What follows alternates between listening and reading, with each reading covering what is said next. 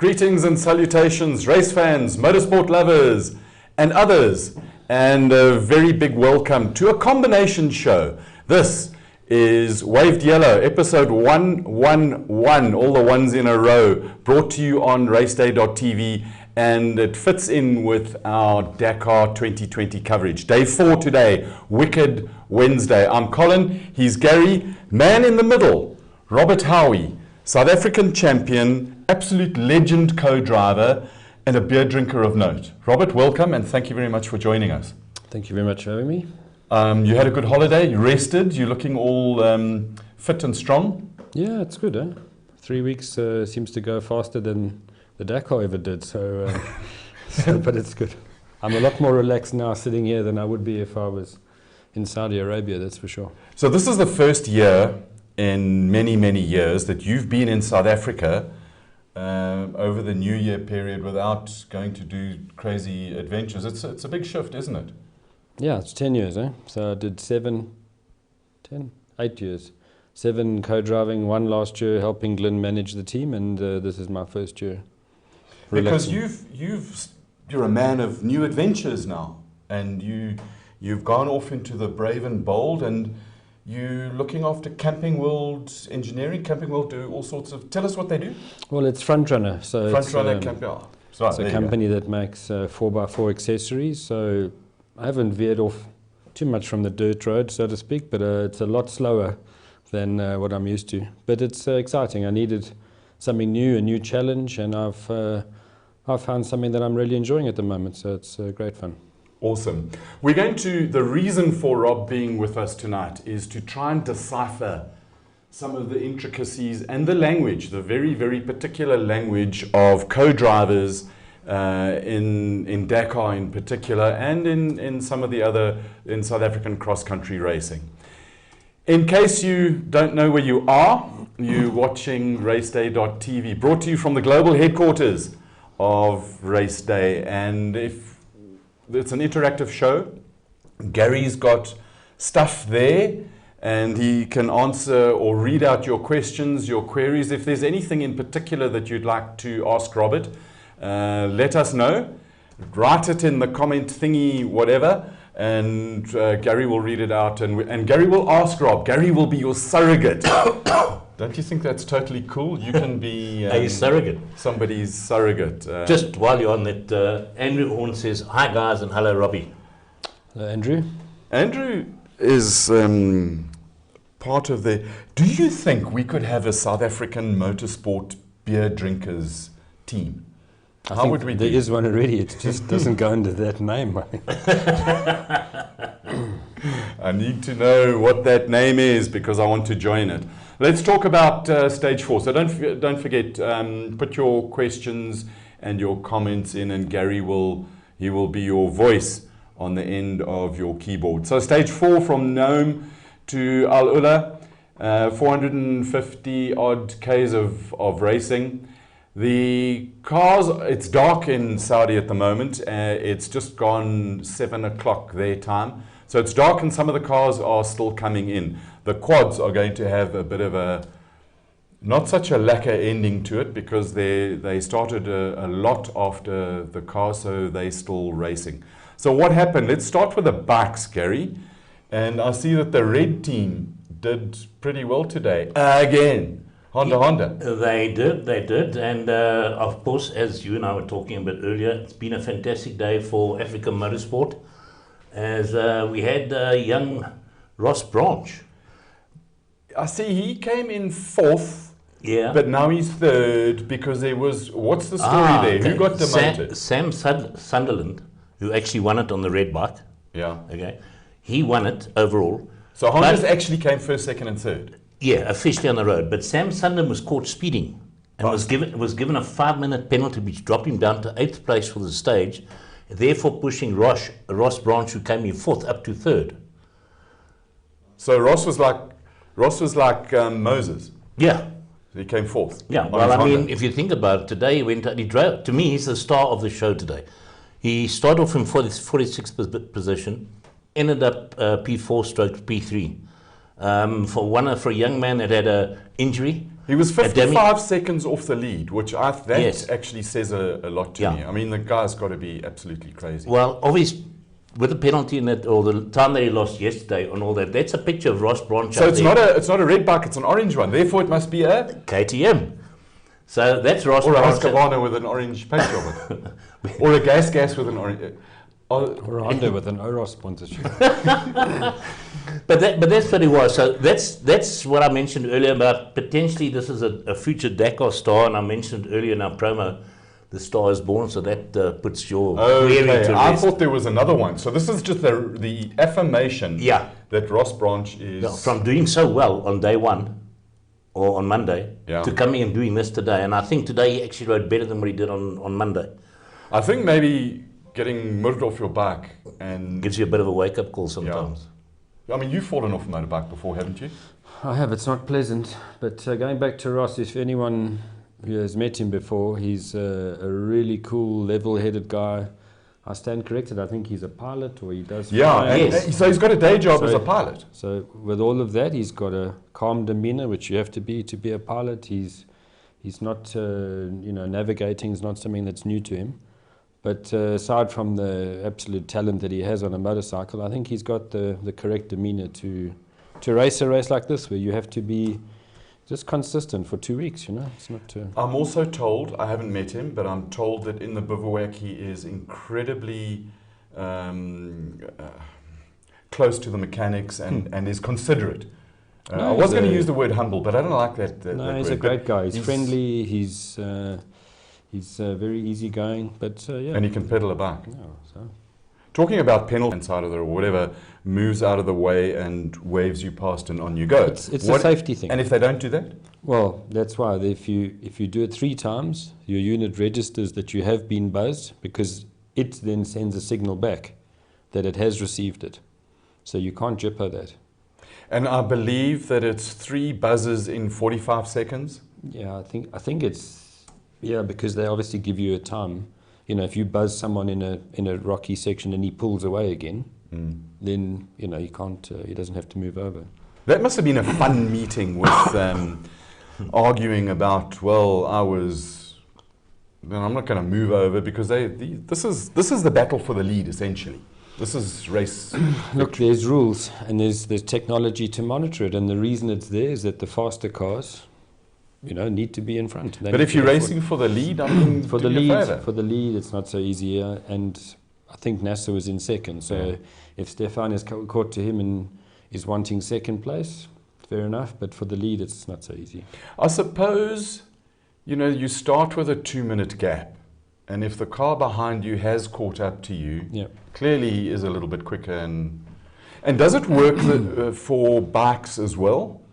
So if you're coming along in a car and there's a guy on a bike, Yeah, and that's where it becomes a safety thing. That you've got somebody in the rut who's doing his best to stay out of the way. If you settle him far enough in advance, he gets the warning. You let him get out the way, and you can pass. So that's the safety part, not the sort of competition part. There've been a couple of instances where cars and trucks have come too close to bikes. I mean, they may have touched. How difficult is it to? I suppose that again, it depends on the driver's attitude, whether he's a. What? We had this discussion about. I was going to say if he's a dick and an inconsiderate Family twat. show. No, if your kids love motorsport, they've heard that word before and they've heard a few other ones.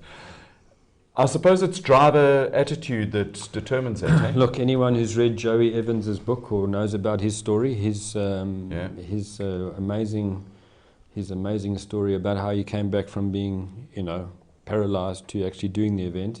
He was ridden over by a car. So for someone like that, that's you don't want to hurt anybody, obviously.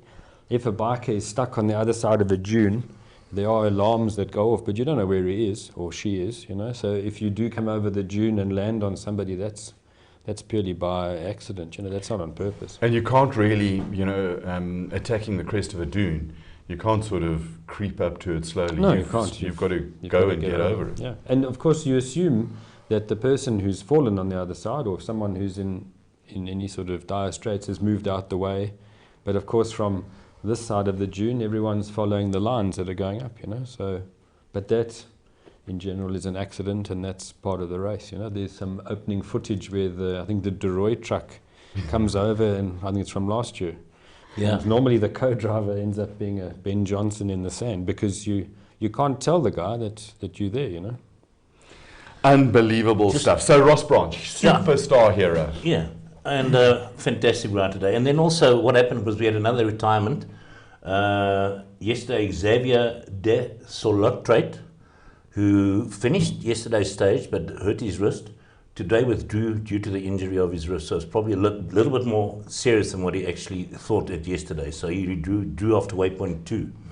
I think it's amazing what adrenaline does. Yeah. And how it masks. You've got two things. You've got the adrenaline that masks some of the pain, and that desire to finish. And of course, if you carry on riding with a buggered up wrist or something like that, it just makes it worse and worse. And then you wake up in the middle of the night. And I'd love to know what kind of meds some of them take to dull some of the pain. Well, you talk about that. I mean, can you imagine if it was the last day? I think he would have carried on with it heavily bandaged and full of, some kind of anti-inflammatory or painkiller. Because if you have to get through 100 Ks, you'll push on, but you can't get through another, 12 days or however long it is. Yeah, it's probably worse. And it seems to be, just talking about, you've seen the pictures and all the rest of it, it's a completely different flavor of rally. We haven't seen a lot of sand, of dunes. But I believe the dunes are coming. Well, something I noticed is that normally in South America it took a little bit of time to get out of the city, So the first stage would be a 35K or 70K or whatever. But I saw the first one was into the 300s. They're really, they're into long stages already. But they're on the side of the country where the dunes are on the other side. So now, do you think that the harshness that the organisers chuck at them, is that part of the weeding out process to get rid of some of the riffraff? So you end up, it came out wrong, to get rid of some of the less prepared guys, so that you've got a leaner caravan to take through the rest of the race? Look, I don't think the organisers go out of their way to particularly try and make it difficult to get rid of the people so early on. They set out a route, and the faster you go, the more potential you have for disaster. The thing with this race is everything's new. Yeah. When I did the 7 Dakars in South America, you start getting used to the areas where you're going. You remember stages. You remember, stayed at this hotel last year. Now everything is new. So and you kind of get into a bit of a rhythm where you understand that the Spanish have certain ways of doing things. But you also know in the mountains, it'll be gravel roads and rocky, but there's not going to be any dunes. So you know that Fiambala's coming in 3 days. These guys don't know whatever is going I think it's absolutely swimming magic. Just before you carry on, finishing on the bikes. Yeah. Okay, the two South African ladies doing very, very well at the moment. We had Tay Perry, who started 69th today. She ended up in position 64, 1 hour and 35 minutes behind the leaders. And that's on about a 4 hour 30 stage. So I think that's right, yeah. I take my hat off. She's also P3 behind Layla Saints in the ladies category. There are 5 ladies right in that category. She's in P3 in the ladies category. Kirsten Landman is P4 in the ladies category. Okay, now Kirsten started 76 today and she ended up 70th.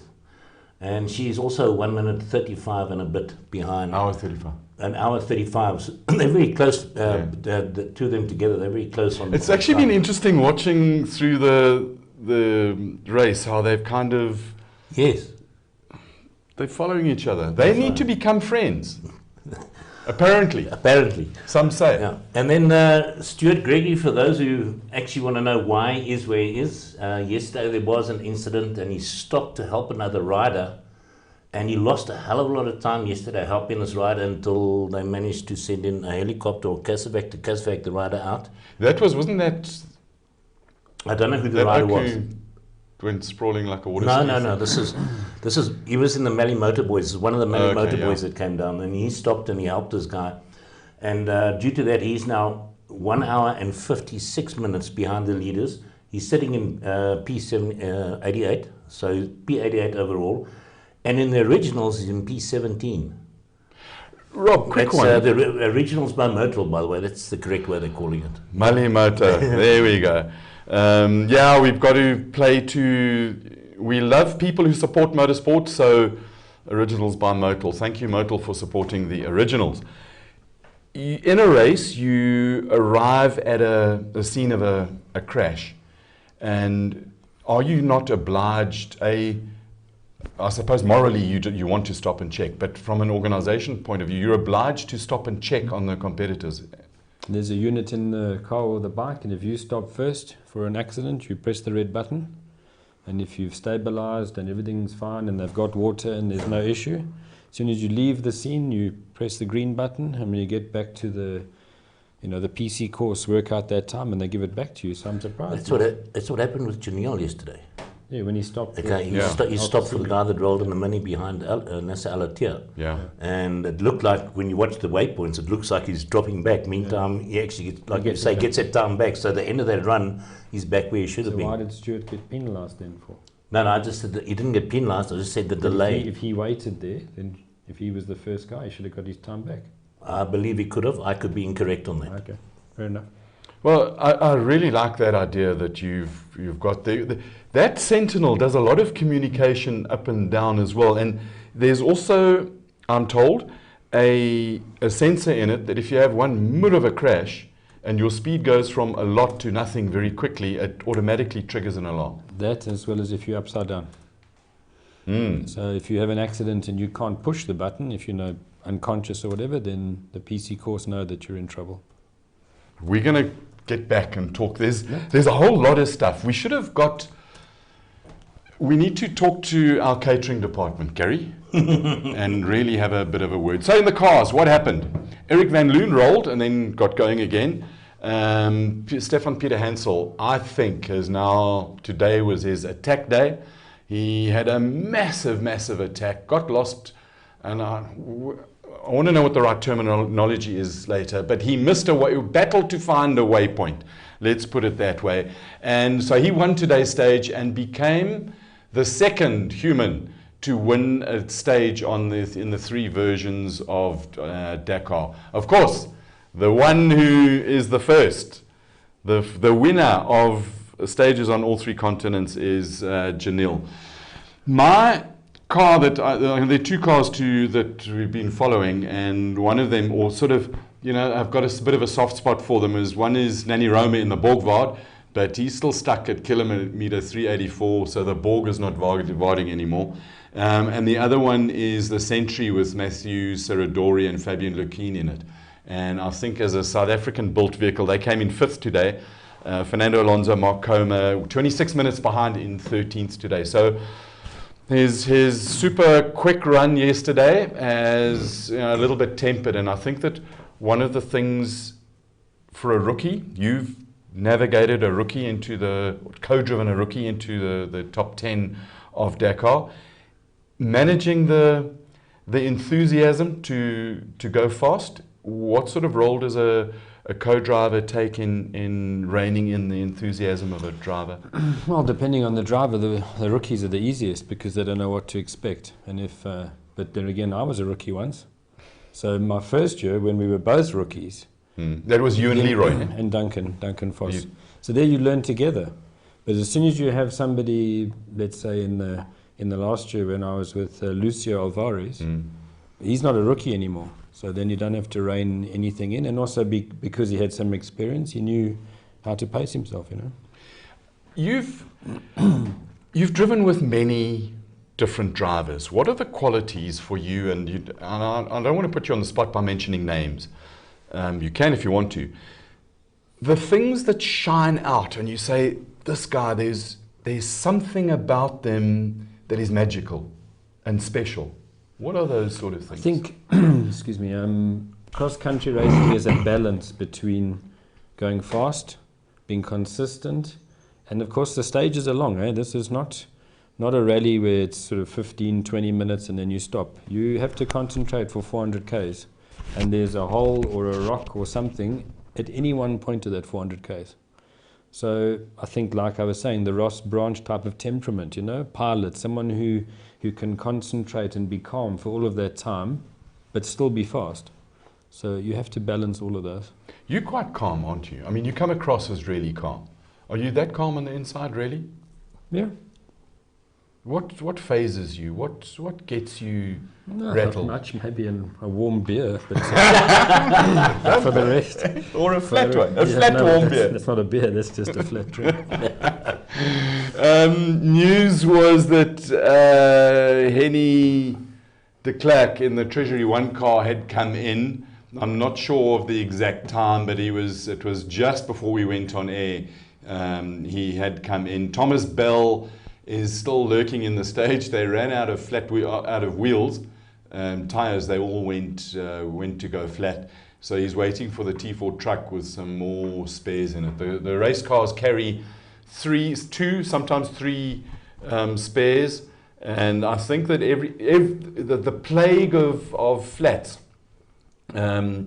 It's not just in the beginning. We thought that it was limited to one team. But it's not. It's across everywhere, and I think that 2 flats in a stage this year is kind of to be expected.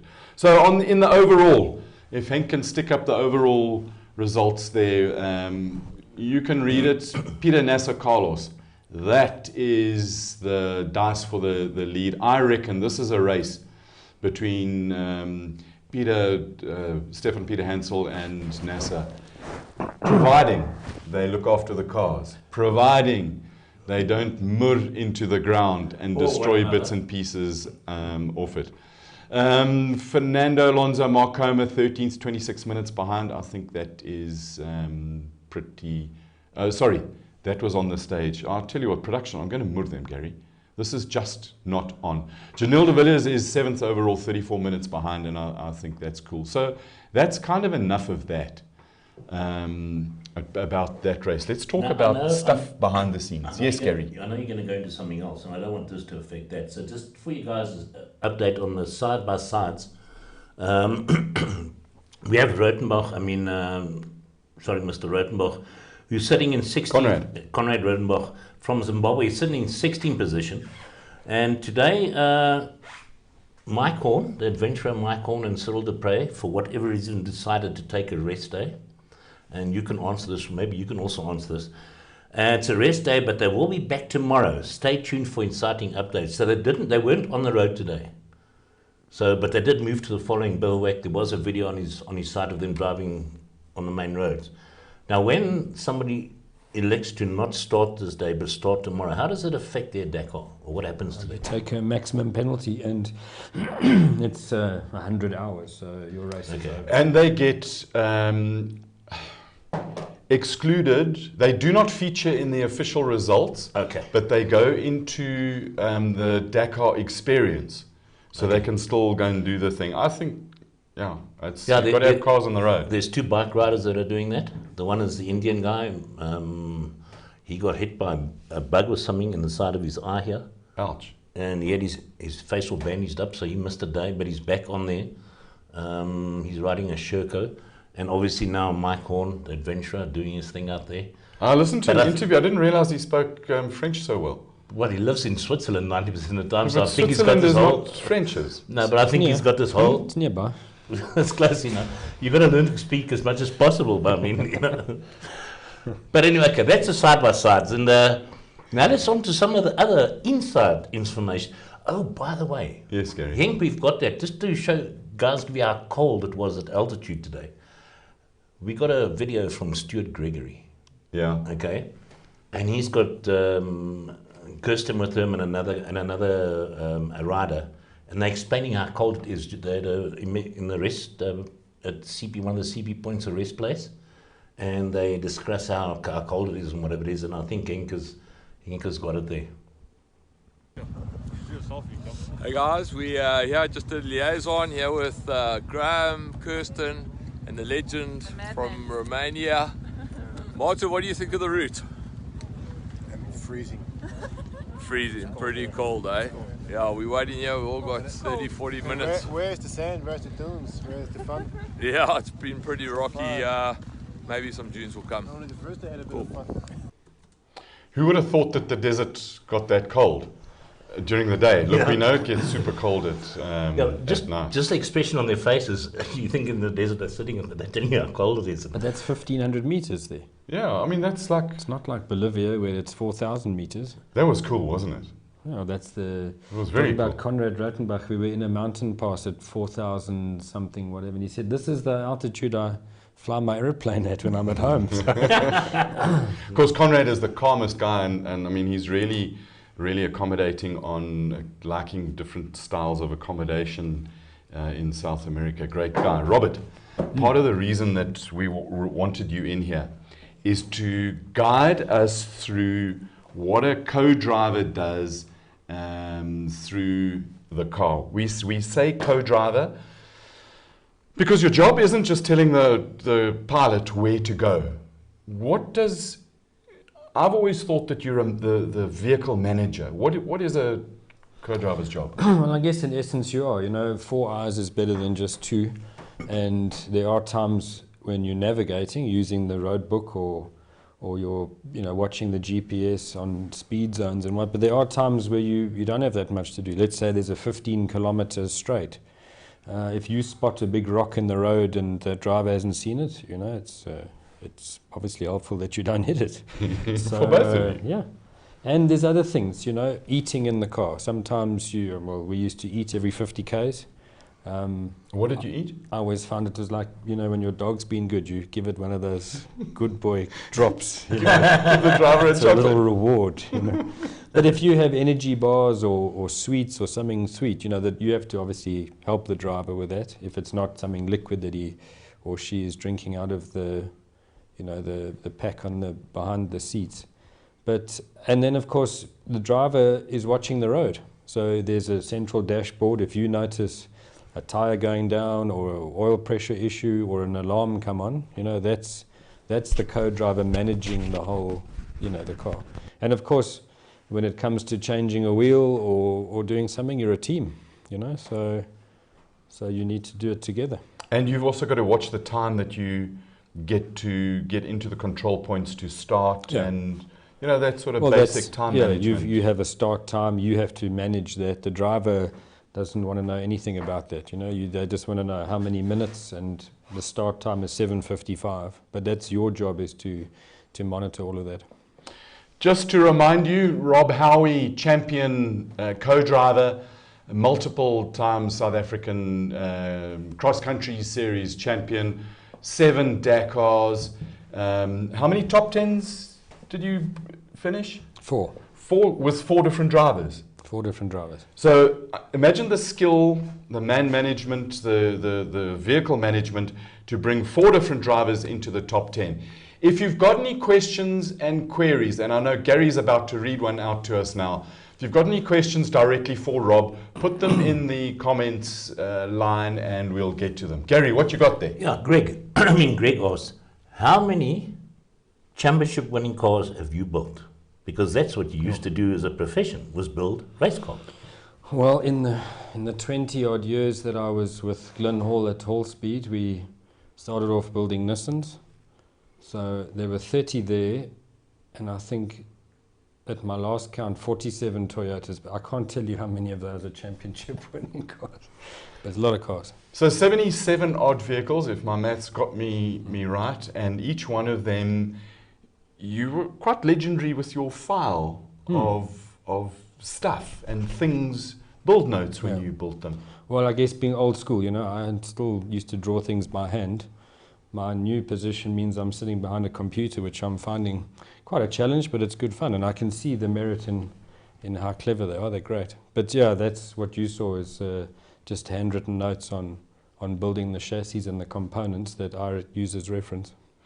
And manufacturing techniques have moved on a lot in the years, the 10 odd years that you've been building these cars. And starting in the beginning, it was manual bending and hand notching tubes, and to days now where it's all CNC bent and laser notched, and the new accuracy with the digital machines, does that help you build a stronger, straighter, faster car? I wouldn't say they're any stronger, they're just more accurate. And because they're more accurate and they're more repeatable, you can build more in a year. You know, if you consider building one by hand where you have to hacksaw the tube and hacksaw the notch and do it by hand, you know, it's a couple of minutes per tube. Where if you have a pile of the 200 odd elements and they're already laser cut, you can obviously get there a lot quicker, you know. So I suppose you get a lot better consistency of the welds because you've got less, well, gaps to fill I in think with a pigeon boot. the quality is, well, I don't know what pigeon that is. I didn't ever have that It's problem. like my welding. Yeah, exactly.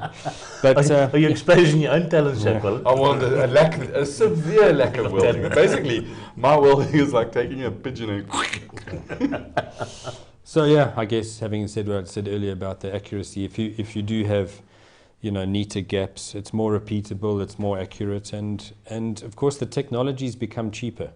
I don't think that laser cut tubes weren't around 20 years ago. I think the technology was so expensive it wasn't possible to use. But now, you know, as the technology becomes cheaper, it becomes more accessible. And all the little brackets that are now laser cut, and you know, gone are the days with the a drill press and a and a hole saw. Lovely stuff. Yeah. Right. So now we're going on the road, and we want to talk about the navigation. And I also, when we've gone through this picture that we're going to stick up on the screen just now,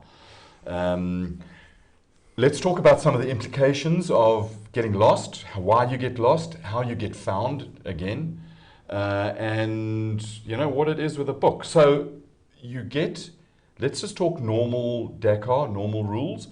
You get your road book the night before. Mm-hmm. And what do you do as a co-driver with your road book? So before the new rules, as you've mentioned, it was a road book with no color, and then each co-driver and motorcycle rider, they got the same thing, but just in a scroll, not in a book format. So then you would highlight the things that you needed attention to. So the compass bearing, the cautions, or any changes in the book, or like let's say a distance or a mileage that you were concerned about. So you put your personal little touches to make it easy for you to look down at the book and basically speak about where you're going. They're not trying to catch you out.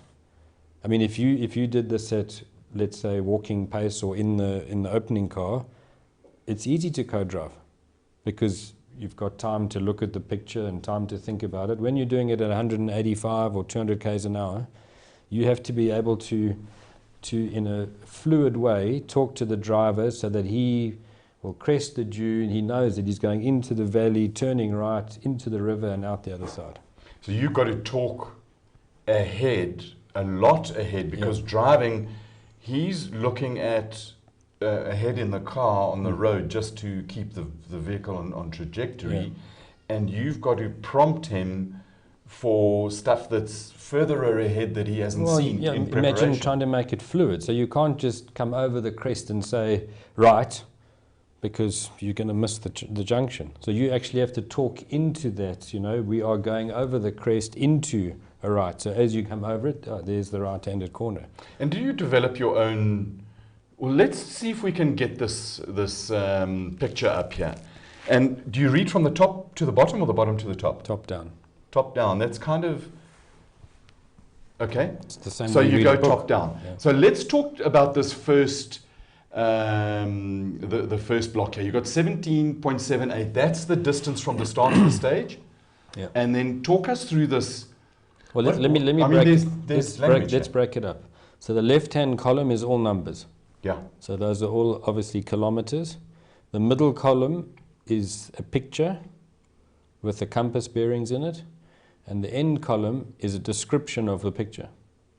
Okay. So if you break it down like that, it's not so difficult. The first picture that you see there is 17.78 k's from the start, and it's the 0.53 is 530 meters from the last instruction.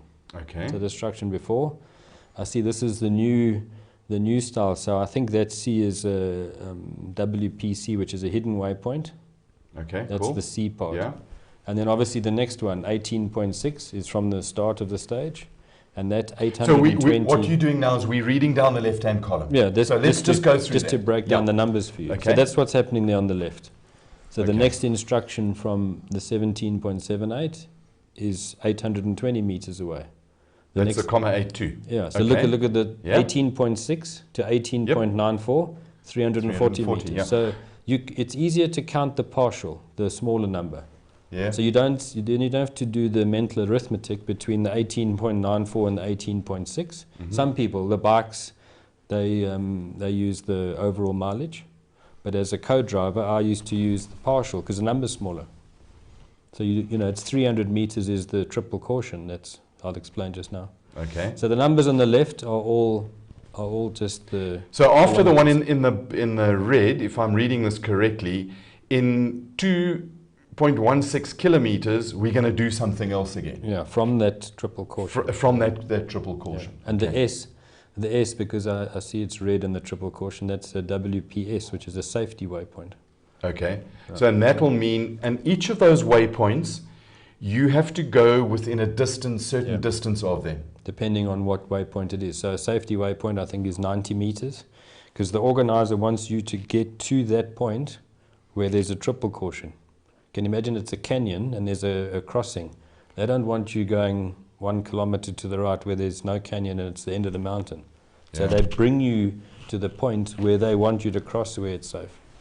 Okay, so that actually gives a little bit more insight as to why you have the waypoints. Talking about waypoints, if you've got why do they have hidden waypoints? To make sure that you're staying on the route and not taking a shortcut. And when that I would say go waypoints, to, yeah? the GPS is a unit that you have in front, which is just numbers. It's not like a Garmin or a TomTom in your car that has an arrow pointing where to go. And it'll have a compass bearing. So it'll be, I'll go back to it now, that bearing 268 in the middle. Yeah. So you'll be following that compass bearing. And then as you get to the WPC, you won't even see it. The little waypoint number will change because that's a secret waypoint. It's only when you get to the WPS. But what happens if you miss that waypoint? Then you've got to go and find it. Otherwise, you get a penalty. And will it tell you that you're getting closer or further away from it? No. That's why it's a secret waypoint. That's why you have to be so accurate on the book. And the radius around the WPC is a bit bigger. Okay. But it's quite tight. Just asking that in relation to a bike or something like that, would it be some audio acknowledgement that you've gone past the point? There you're is okay? a beep. I think on the bike it's a bit louder. But Okay, so now we've done in 216, then 230 meters, there's the next instruction. something else in that green block. Okay, so let's go back to the middle one. The middle one is a picture to describe to you, if you were the co-driver, what you need to describe to the driver. And if you were a biker, you look down at that and you make obviously a little mental image of what you're doing. So that's like a graphic version. And then if we take the first one, you can see there's some dunes ahead. Yeah. The dotted line is where they want you to go. And if you look at the picture, you can sort of see they want you to go almost to the middle of the big dune. Okay, and what's the exclamation mark? So the single caution, when it goes to a dotted line, means you're not on a normal gravel road anymore. So now you're going off-road. So the column on the right is off-piste, and then it's into dunes. So the reason they say single caution is we can't be, if you're 50 meters to the left or right, the organizers can't guarantee that you might not find a hole or something that they've not seen. Okay. Which is why they say caution, because you're not on a defined route. So if you veer off a little bit to the right or left, they're just saying, don't come and shout at us because it was bumpy. And do we need to pay attention to the column on the right with the HPDS DN? DN is that dunes? Dune, yeah. So it's kind of half. It's kind of saying what you're doing in the picture, but if you were calling that to the driver, it's off-piste into dunes. which is basically what the picture's doing, but that just helps you make it into a verbal. And then the 4, I think, is the WPC, which is the 4th waypoint. And looking how far we are from the start, 17 Ks, makes sense that that's the 4th waypoint for the day. Okay, and then so now we 820 meters later. This is now, let's see if I've learned a little bit what you've told me. 820 meters later, we're on a heading of 180 degrees. No, you must change your heading. Because Ah, you were on we a were on 268. So now that's- we must go to 180 and we're going into dunes. Exactly. So now do you see how important it is to be accurate? So 820 meters later, you almost want to be as accurate as you can and then make the change, almost like in a boat. Yes. Because if you veered off 300 meters earlier, you'd be running in a parallel line, you know? So So that's it's all about, this is where geometry... and accuracy. Okay. So you're making a bearing change, 180. You're still off-piste into dunes. And then 340 meters later, There's a we've serious got, thing. there's big poo here, and we now need to, when we get to this ditch, which is, and I'll read at the end of the dunes, when we get to the end of the dunes, I've got another waypoint, and I must turn to heading 80. It's not necessarily the end of the dunes where the triple caution is. It's just telling you that's also where the dunes end. So you don't just look for the dunes and then say okay. it's there at the triple caution. So basically, that- I'd be a fairly cocked code. Well, you would have had a crash by now, but yeah. But 340 meters later, there's the triple caution. But now the GPS is going to light up in a blue circle with an arrow. Yeah. And as said, you basically follow the arrow till you're within that 90-meter radius. The GPS picks up that waypoint number 5. And what you do, because you know that it was 90 meters, you've triggered it, you carry on another 90 meters to the middle, and then you make the compass change, because now we're going 80 degrees. So if you turned earlier, there again, you'd be 100 meters out. So that's the accuracy on how to get And when you, I mean, this is 18, 19 kilometers into the thing. If you add up all these, let's say there's an instruction, every half a kilometer, you've got 30 odd instructions, and if you 10 meters out, you basically end up in Peru when you should have gone to Argentina. Yeah, that sounds like you co-driving again, but yes. So the story is, can you imagine that for a co-driver, if you don't get into the book and the way to read it, it can be very stressful, because you look at each instruction, and that's why I say they almost go into each other. You know, the 820 meters is quite a long time, but 300 meters, that's getting a bit busy. Yeah. Okay, so then you've changed to 80 degrees, and then you've got like 2.1 kilometers where you can kind of look up a little bit. And then, I mean, what the hell is going on over there? It's the 5th of May. So Moy, you also have to explain that the instructions are all French.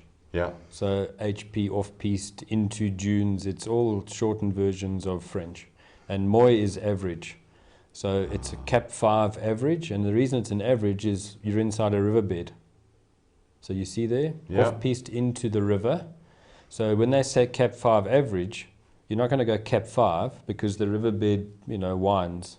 So it'll go 3 to 9, but it's an average of 5 degrees in the riverbed. And what that tells you is, if you look at where the 300-meter little note is on the book, if you went into the riverbed and you were traveling at cap 90, you'd know that you're on the wrong route. You've taken the wrong tributary, if you like. Ah, okay. So then you know, if you're trundling along there at cap 90, you're going the wrong way. You can turn around and go and look for the tributary that is cap 5. And, okay, so when you say cap 5, that's Compass the bearing. compass Yeah. bearing. So we're going to go along this little yellow tributary for 230 meters, and then there's a fork. So, but what you've missed in the first one, between the triple caution, in that 2.16 Ks, Yeah. first there's some vegetation. See the vegetation? That's Then- that brown stuff. and the little camel grass pieces. Yeah. Then 300 meters after that, we're going into the river. So it all depends where the pin, see the one where you can see the pin is on your last instruction. There's a little pinpoint at the summit. Oh. That's where that mileage I happens. missed or that altogether. I thought that was just like a dot on the screen. No, that's where So the it's there for a kilometers reason. happen. So if you look on that, the picture's quite tricky to see, but I think the pin's in the camel grass there. So then once you've got, that's where the 21.1 will happen. 300 meters later, you're into the river. 200 meters later, we're going over a summit and forking to the right. It's always And- good when if you... Doing it right. Yeah. And parallel tracks. And so et p parallel is and piste parallel. So there'll be parallel lines. So what it means is as you're going over the crest and you hang a right, don't worry about the parallel lines. There are parallel lines. That's what they're telling you. So that's one little page. And how thick is the book? Depends how long the stage is, but But I mean, you've got books that are thick. yeah. Well, I mean, some stages can be 500k, some are 70. Some stages are very busy. You know, an Argentine mountain stage, if it's down a mountain pass, they don't call every corner. You know, you obviously race what you can see. It's Especially screen. absolutely... Oh, the screen goes Wow, dead. just while you're doing that, just quickly, Greg Charman asks, what does Rob think of the blind road book? That was, I'm glad, thanks for asking that Which question, basically Greg. covers We must get him much in quick- here and see if he can Yeah. do... But there's moves afoot with... So, just for those of you who haven't picked up on it yet, the way it was before this year was the night before the co-drivers would get the book and they can do stuff with their book. And we'll talk about the stuff that was Isn't allegedly that all done. those markings we saw in that description there? It's the colouring in, Okay, as all right. Rob explained a little bit earlier. Then this year, 50% of the stages, you get the book already colour-coded, like we've seen here, half an hour before the start. So it's kind of a non-prepared road book. And from a co-driver's skill, we've just seen the difference in skill that we've got here. I know, Nothing. you know, Safe, 2/5 it's safe. of 5/8 of bugger nothing about this. And I would have caused a crash, you would have got a win. That level of skill needs to be rewarded.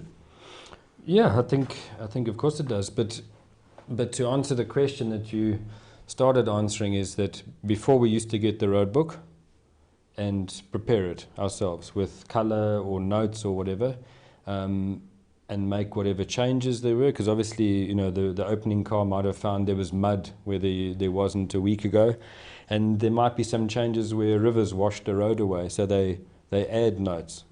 With the organization now, they can actually make all of those changes and give it to you at the last minute, you know. So imagine you were, let's say, arrived at the bivouac at 5 o'clock as a co-driver in a more professional team. You have something to eat, you go to your camper van, and on average the road book takes 2 to 3 hours to prepare, to go through each page, make changes, color it all in, and you're then ready for the next day. We'll touch on what the bigger teams, or in fact anyone is able to do it if you've got enough time, the preparation using Google Earth. So can you imagine now a co-driver who comes in at 11, 12 at night, he still has to prepare his road book, which he's now going to rush through because he hasn't slept. So from a safety point of view, I think it's wonderful that the organization gives everyone their book, because even the pro co-drivers have got more time to rest. They've got even more time than the rookies. So I think from that point of view, the sleep and the being able to recover is a good thing. And then if you watched the footage last night, what they did mention is that the bigger teams don't have the map man anymore. So what you could do, and you can, I mean, it's pretty obvious, if you took the road book and you started in where the start is in the bivouac. You've got a distance and an angle. And exactly, you go 500 meters, you go cap 268. So on Google Earth, you can basically plot the route using the road book.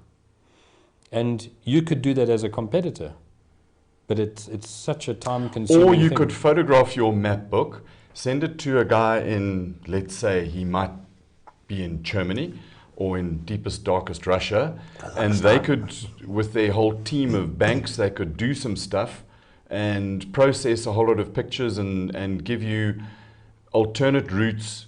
Instead of going over this dune to find a waypoint, you can drive around the dune to find a waypoint. A map person, and they're normally people.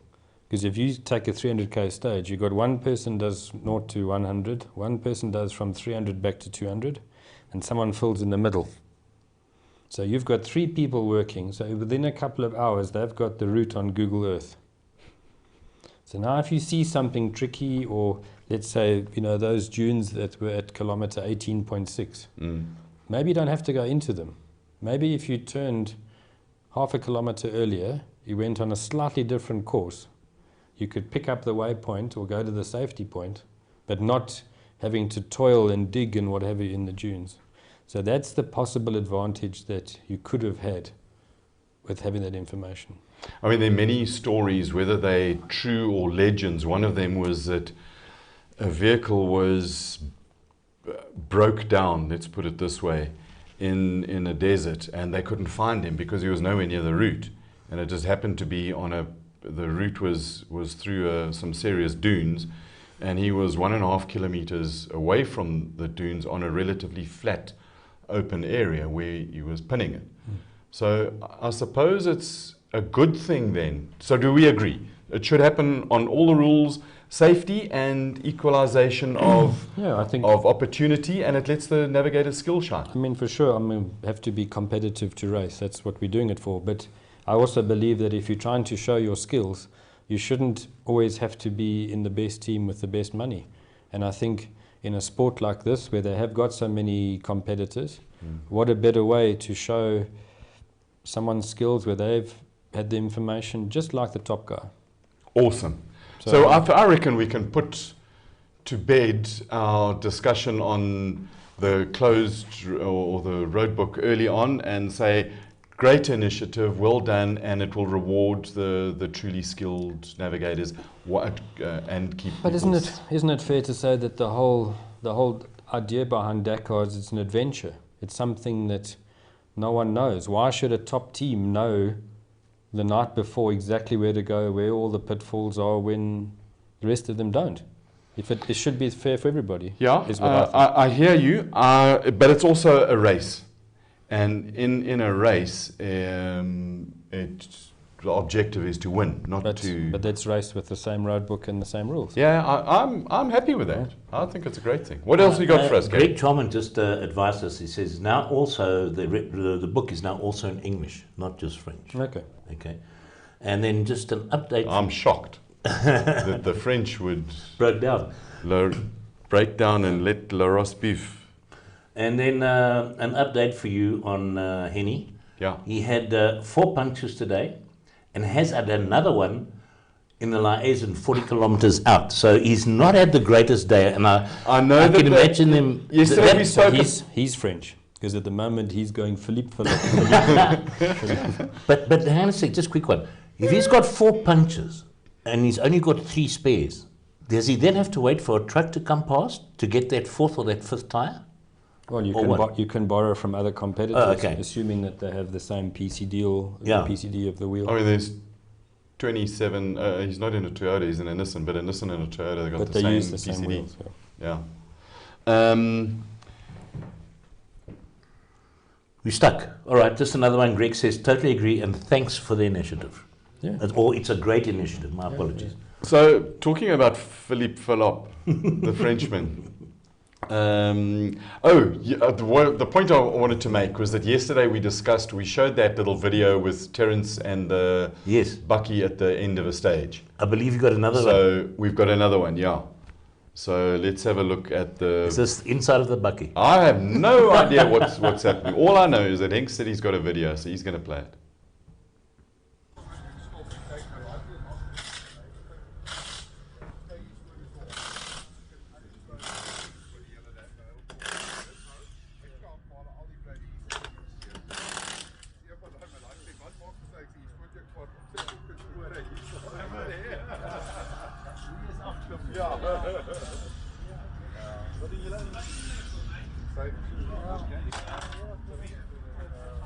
definitely. Yeah.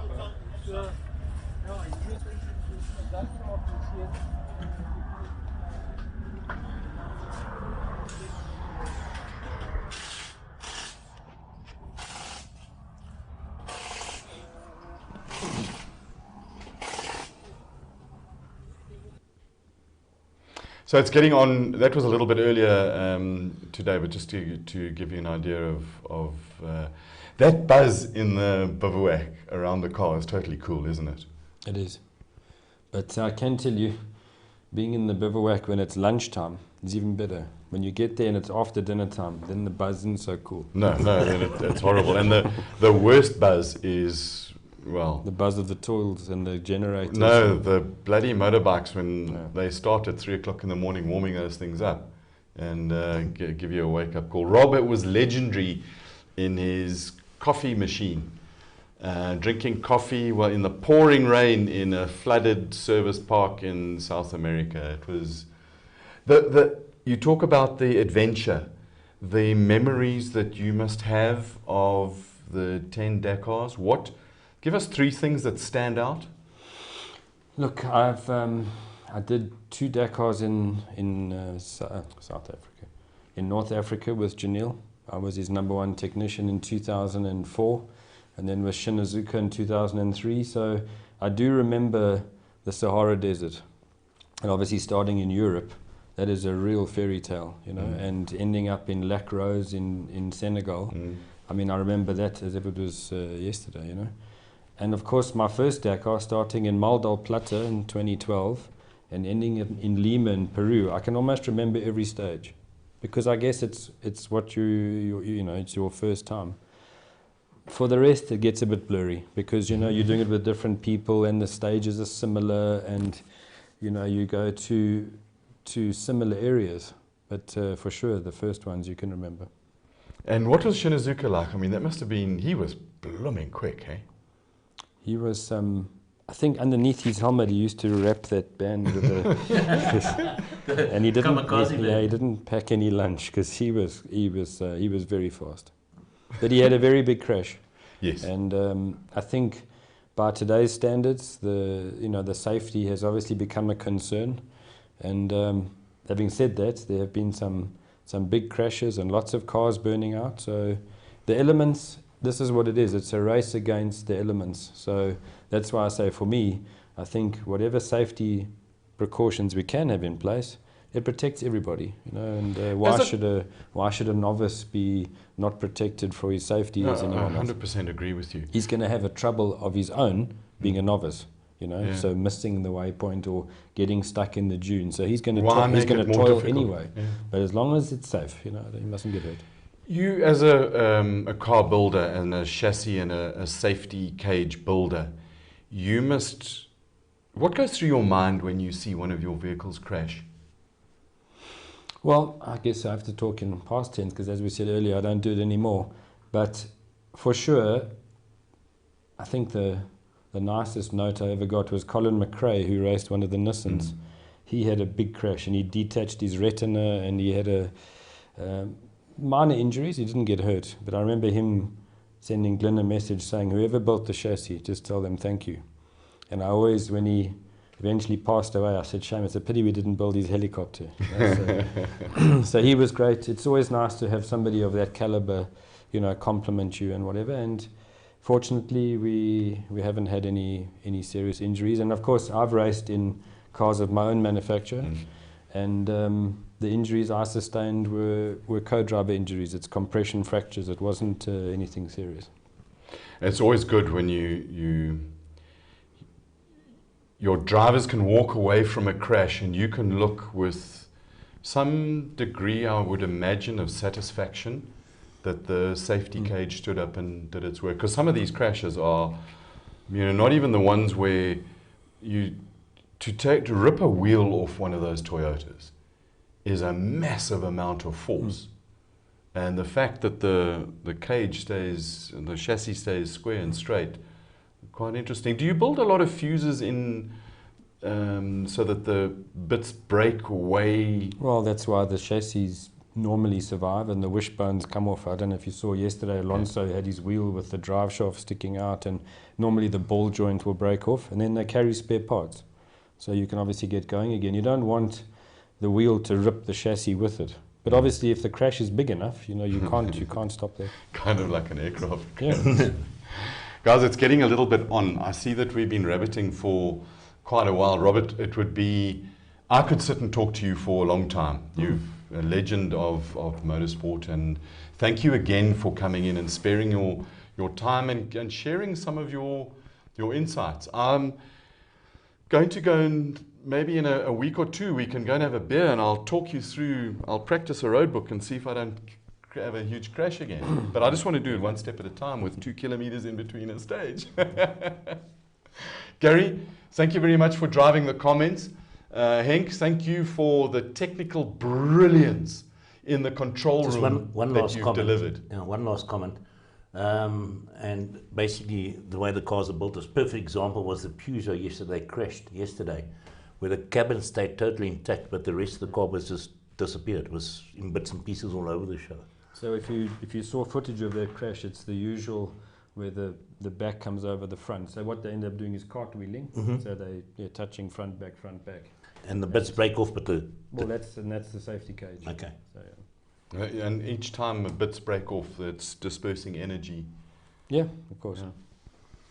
Colin, Yeah. I think Is it it's that time? I think it's that time. So it's that time. Thank you very much for watching. Join us again tomorrow, which is, I believe it's Tuesday, for some more discussion on Dakar. I think we have another surprise guest from somewhere down the coast. We will confirm all the logistics during the day. Thank you very much for watching. And again, to Greg, Gary, Henk, the whole production crew, and to catering, you better get your job sorted out for next show. Thanks a lot for watching. Have fun. Be good. Be safe. Cheers. We out of here.